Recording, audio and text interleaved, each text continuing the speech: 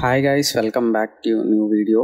So ఈరోజు వీడియోలో వచ్చేసరికి ఏంటంటే అంటే సుందరానికి మూవీకి సంబంధించిన రైటింగ్ డీటెయిల్స్ అనేవి చూద్దాం. ఈ సినిమా మీద ఎప్పటి నుంచో వీడియో చేయాలని అనుకుంటున్నాను, కానీ ఫైనలీ వీడియో అన్నది ఇవాళ రికార్డ్ చేస్తున్నా. I'm very happy. ఈ వీడియో నేనైతే రికార్డ్ చేయడానికి ఈ సినిమాని దగ్గర ఒక 5 times చూసాను. ఎందుకు అంటే డిఫరెంట్ టైమ్స్లో ఒక 1 month లో ఒకసారి, 1 week లో ఒకసారి రికార్డ్ చేసి ఒక 2 days ముందు కూడా ఈ సినిమా చూసాను. నాకేమనిపించిందంటే స్టార్టింగ్ రిలీజ్ రోజు చూసినప్పుడు అన్నంత డిసప్పాయింట్మెంట్ అన్నది లాస్ట్ టైం నేను చూసినప్పుడు నాకు కలగలేదు. సినిమా అనేది చూస్తున్న ప్రతి టైం కూడా స్టోరీ టెల్లింగ్ అన్నది ఎన్హాన్స్ అయింది, ఆడియన్స్ని ఎక్కువగా ఇన్వాల్వ్ చేసింది ఈ సినిమానే. అయితే ఈ సినిమాలో అన్నిటికంటే చాలా ముఖ్యమైన కొన్ని విషయాలను డిస్కస్ చేశారు డైరెక్టర్ గారు. ఆ విషయాలు ఏంటంటే religion, pregnancy, masculinity and women discrimination అంటే ఎక్కువగా ఎక్స్ప్లోర్ చేయలేదు. సో ఈ టాపిక్స్ని ఏ విధంగా రైటర్ అండ్ డైరెక్టర్ గారు ఈ కథలోని వెరీ సెన్సిటివ్ వేలో ఏ విధంగా చూపించారు అన్నది ఈ వీడియోలో చూద్దాం. ముందుగా చూసుకుంటే రిలీజన్. అసలు ఇలాంటి రిలీజన్ సంబంధించిన సినిమాలు మన గతంలో మణిరత్నం గారు తీసిన బొంబాయి, కానీ అక్కడ బ్యాక్ డ్రాప్ చూసుకుంటే 2 డిఫరెంట్ మతాల మధ్య జరుగుతున్న ఒక వార్లో ఈ లవ్ స్టోరీని చూపించారు. కానీ ఇక్కడ చూసుకుంటే వెరీ కామిక్ వేలో కన్వే చేయడం వల్ల ఆడియన్స్ అంతగా హర్ట్ అవ్వలేదు. ఎందుకంటే ముంబై సినిమా వచ్చినప్పుడు మణిరత్నం గారి ఇంటి మీద బాంబ్ బ్లాస్ట్ చేశారని కూడా ఒక న్యూస్ ఉంది. వీలైతే మీరు అది కూడా చెక్ చేయండి. ఇంత రిలీజన్ కి సంబంధించి ఇప్పుడున్న సిచ్యువేషన్ లో ఎంత సెన్సిటివ్ గా, ఎంత హంబుల్ గా సినిమా చేయడం అన్నది it's a very great. Really hats off to Vivek Atreya garu. Next pregnancy అని అనగానే మనం చాలా మంది చూస్తాం, ఒక ఏజ్ వచ్చింది చదువుకోవాలి, ఒక ఏజ్ వచ్చింది పెళ్ళి అవ్వాలి, పెళ్ళి అయిన తర్వాత బాబో పాప పుట్టాలి, పుడితేనే వాడు మగవాడు, లేదంటే వాడికి సంథింగ్ ఏమైనా లోపం ఉందా అనే క్వశ్చన్స్ వినిపించే ఇలాంటి సొసైటీలో ఒక అమ్మాయికి పిల్లలు పుట్టరని తెలిసి కూడా ఒక అబ్బాయి పెళ్లి చేసుకుంటున్నాడు, ఆ లవ్ని యాక్సెప్ట్ చేశాడు అని ఆ పాయింట్ని రాయడం ఏదైతే ఉందో really it's a very unique thought. ఎవరు రాయరు అలాంటి విషయాలు, చాలా మంది యాక్సెప్ట్ చేయలేరు కూడా. ఎందుకంటే బయట మనం చాలా మందిని చూస్తూ ఉంటాం సంతానం లేని వాళ్ళని. ఆ పాయింట్ని, అంత సెన్సిటివ్ పాయింట్ని చాలా సెన్సిటివ్, ఎంత హంబుల్గా చెప్పారంటే ఈ సినిమాలో రియల్లీ హ్యాట్స్ ఆఫ్. ఎందుకంటే ఇదే కథ వేరే డైరెక్టర్ చెప్పుంటే ఈ పాటికి చాలా కాంట్రవర్సీస్ అయ్యేవి, చాలా గొడవలు అయ్యేవి. అంత హంబుల్గా చెప్పారు. It's a beautiful writing. ఇక్కడ మీకు సినిమాలో ఒక పాయింట్ని గుర్తు చేయాలి. ఒక సాంగ్లో నాని ఫోటోగ్రాఫ్ హోర్డింగ్ లో ఉంటే హీరోయిన్ ని పరిచయం చేస్తాడు. మీ అమ్మ వెరీ ప్రౌడ్ గా ఫీల్ అవుతున్నారు అని అంటే, లేదు మా మదర్ రియల్ గా ప్రౌడ్ గా ఫీల్ అయితే కళ్ళంట నీళ్ళు చేస్తారంటారు. ఈ పాయింట్ ని ఎప్పుడు రివీల్ చేస్తారు, హైలైట్ చేస్తారు అంటే సెకండ్ హాఫ్ క్లైమాక్స్ లోని ఎప్పుడైతే అమ్మాయికి ప్రెగ్నెన్సీ ప్రాబ్లం ఉందని తెలిసి ఆ ప్రెగ్నెన్సీ అన్నది కంపల్సరీ ఏం కాదు అని వాళ్ళ పేరెంట్స్ తో నాని చెప్తారో హీరో క్యారెక్టర్, అప్పుడు వాళ్ళమ్మ ఆ రియాక్షన్ ఇస్తారు. ఎందుకంటే ఆ పెయిన్ అన్నది ఒక ఉమెన్కే తెలుసు. ఆ ప్రెగ్నెన్సీకి సంబంధించిన ఆ పెయిన్ కానీ, ఆ లవ్ కానీ ఏదైనా ఒక ఉమెన్ మాత్రమే అర్థం చేసుకోగలదు. అందుకే నా కొడుకు ఇంత గొప్పవాడా అని అనేసి అక్కడ సెటప్ చేశారు. It's a brilliant writing. అది ఇలా చెప్పుకుంటూ పోతే ఎన్నో ఉంటాయి ఈ కథలో. ఇక్కడ క్లియర్ గా ఆడియన్స్ కి అర్థం అవ్వాలి అని హీరోయిన్ అక్క పాత్రలో వాళ్ళ ఫ్యామిలీ, అంటే ప్రెగ్నెన్సీకి వాల్యూ ఇచ్చే ఒక ఫ్యామిలీ ఏ విధంగా ఒక అమ్మాయిని ట్రీట్ చేస్తారు అన్నది కూడా ఒక సీన్ లో చూపిస్తారు. ఫస్ట్ హాఫ్ లో నేను అప్పుడే ప్రెగ్నెన్సీ వద్దానంటే ఇంట్లో వాళ్ళు కంగారు పెట్టడం వల్ల ప్రెగ్నెన్సీ అయింది, ఎందుకు ఈ అమ్మాయి కావాలని కేర్ తీసుకోలేదని ఫస్ట్ హాఫ్ లో జరిగే సీన్ అవ్వచ్చు. అండ్ ప్రెగ్నెన్సీ పోయినప్పుడు వీళ్ళ ఫ్యామిలీ పడే బాధ అవ్వచ్చు. అండ్ నానిగారు అండ్ హీరోయిన్ కూడా ఈ ప్రెగ్నెన్సీ మీదే ఒక అబద్ధం ఆడడం, ఇవన్నీ చూసారా ప్రెగ్నెన్సీ చుట్టూనే తిరుగుతుంది. ఇది ఒక సబ్ ప్లాట్ గా చాలా బాగా యూజ్ చేశారు. మెయిన్ పాయింట్ ఏంటంటే ఒక అమ్మాయికి అబ్బాయి పెళ్లి చేసుకున్న తర్వాత పిల్లలు పుట్టకపోతే వాళ్ళకి లైఫ్ లేదా అన్న ఒక మంచి థాట్ ని ఎంతో బ్యూటిఫుల్ గా చూపించారు. అంటే అమ్మాయి అంటే ప్రెగ్నెన్సీ అయితేనే తన ఉమెన్ అని, అబ్బాయి అయితే పెళ్ళైన తర్వాత ఒక బాబు పాప పుడితేనే తన ఒక మస్కులినిటీని చూపించాడు అనేసి సొసైటీలో ఉంటున్నాం మనం. ఇలాంటి డిసీజెస్ ఉన్న వ్యక్తుల మధ్య కూడా ఒక లవ్ స్టోరీ ఉంది అని అనేసి చూపించిన సినిమా. ఎనీథింగ్ రాంగ్ గా మాట్లాడితే ఐఎమ్ వెరీ సారీ. నాకైతే రైటింగ్ చాలా బాగా నచ్చింది.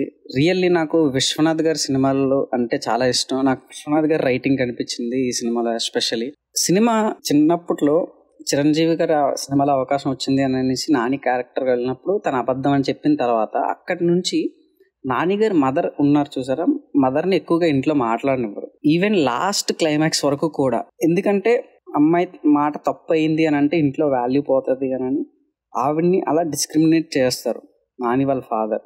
కానీ క్లైమాక్స్లో ఆ మదరే ఆ పాయింట్స్ చెప్పి ఒప్పిస్తారు. మనది తప్పు ఉన్నప్పుడు మనం కలుపుకుంటాం, అదే అవతల వాళ్ళది తప్పు ఉంది అని అన్నప్పుడు మనం కలుపుకోమా అని క్వశ్చన్ చేస్తారు. ఒక మాట్లాడలేని ఒక ఉమెన్ క్లైమాక్స్ కి వచ్చేసరికి ఇంత రెవల్యూషన్ గా రాయడం అన్నది ఆ క్యారెక్టర్ కూడా వెరీ బ్యూటిఫుల్ గా ఉంటది. సో ఈ విధంగా ఉమెన్ డిస్క్రిమినేషన్ అన్నది కూడా లైట్ గా టచ్ చేస్తారు.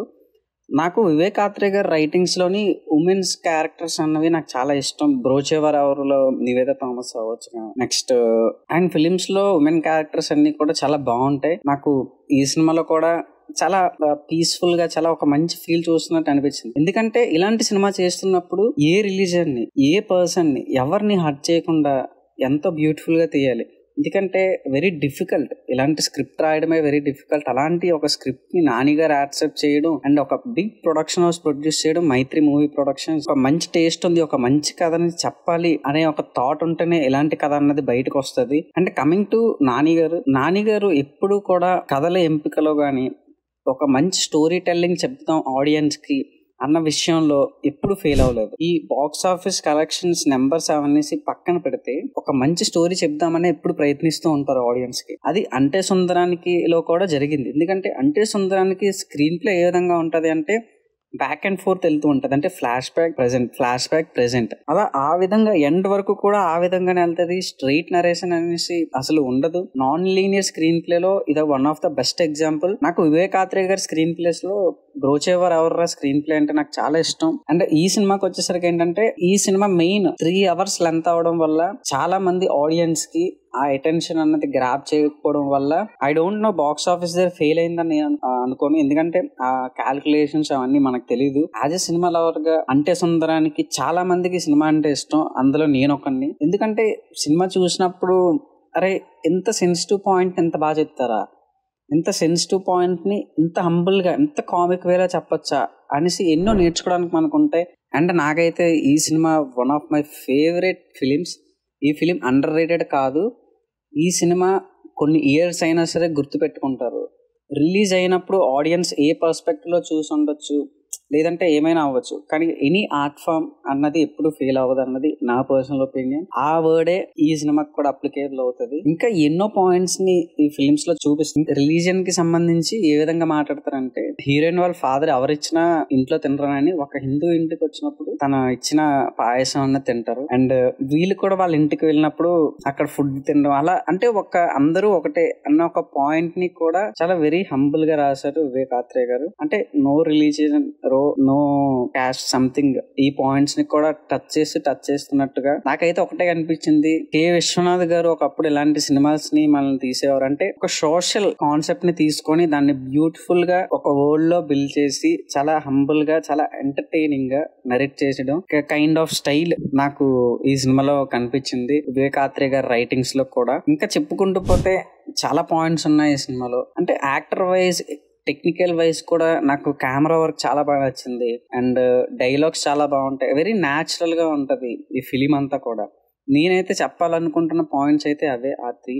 ఇలాంటి ఒక డిఫికల్ట్ కథని ఆడియన్స్ వరకు తీసుకురావడం అన్నది it's a very tough thing. ఎందుకు అంటే ప్రతిదీ రిజెక్ట్ చేసి ఈ రోజుల్లో ఇలాంటి కథని యాక్సెప్ట్ చేయించి షూట్ చేయించి, అలాంటిది ఒక నాని గారు ఈ సినిమాని యాక్సెప్ట్ చేసి ముందుండి నడిపించడం, అండ్ మైత్రి మూవీ మేకర్స్ కూడా ఈ సినిమాని యాక్సెప్ట్ చేసి చేయడం అన్నది really a very good move. ఇంకా ఎన్నో మంచి సినిమాలు వివేక్ ఆత్రేయ గారి నుంచి రావాలని కోరుకుంటున్నాను. ఈ August 29th కూడా ఉంది సరిపోదా శనివారం. ఎందుకంటే వివేక్ ఆత్రేయ గారి ఫస్ట్ సినిమా నుంచి నాని గారు ఎప్పుడు సపోర్ట్ చేస్తూ వచ్చారు. అంటే సుందరానికి తర్వాత ఇంకా మంచి సినిమా వస్తుంది, అదే సరిపోదా శనివారం. అది August 29th రిలీజ్ అవుతుంది. ఐ హోప్ వీళ్ళిద్దరి కాంబోలో కూడా ఒక మంచి బ్లాక్ బస్టర్ మనం చూడాలని, ఒక మంచి స్టోరీ కథని చూడబోతున్నాం అనేసి నేనైతే చాలా ఎక్సైటింగ్ గా ఉన్నాను ఆ సినిమా కోసం. And Vivek Atreya garu one of the finest writer and screenplay writer present days లో. I really love your works. And Nani garu కూడా it's really very hats off. ఎందుకంటే ఇలాంటి కథని యాక్సెప్ట్ చేయడం అన్నది